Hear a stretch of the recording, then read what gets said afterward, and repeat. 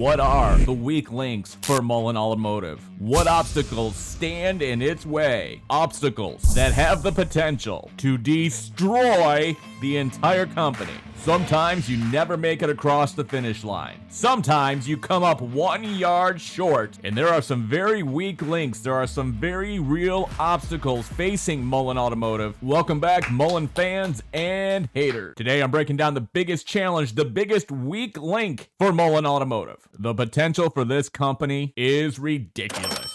We're talking about challenges today, but let's also look at the potential. Something no one can deny and they can't take away from Mullen is the popularity and receptiveness to the Mullen 5. The fact that it won the LA Auto Show, beating out companies like Lincoln and Rivian, speaks for itself. But Mullen is yet to sell a single car and has zero revenue. The company itself breaks down its risk and uncertainties in its most recent 10Q filing. And that is the fact that the industry is subject to rapid tech changes, intense competition, and significant government regulations. Elon Musk often talks about how many times Tesla almost went bankrupt. I've heard him say that he almost went bankrupt with Tesla more times than he can count.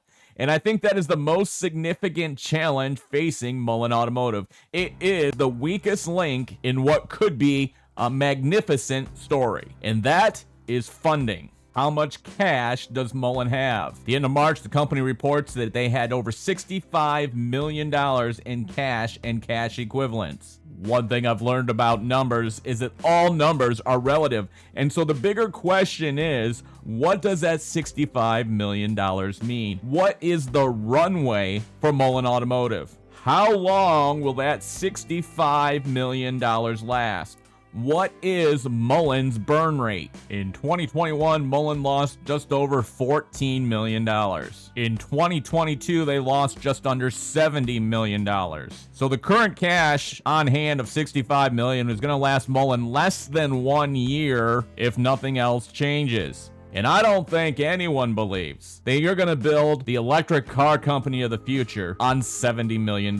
Funding is one of the biggest challenges facing Mullen Automotive, and it's something that's going to have to be figured out. Those numbers are based on if everything stays the same. But there are some other things on the table that could drastically increase the amount of money Mullen spends. Mullen also outlines this challenge being significant to the company in its report, in which it says their ability to access capital is critical, and that management plans to raise additional capital through equity and debt financings. In fact, Mullen has lost over $200 million.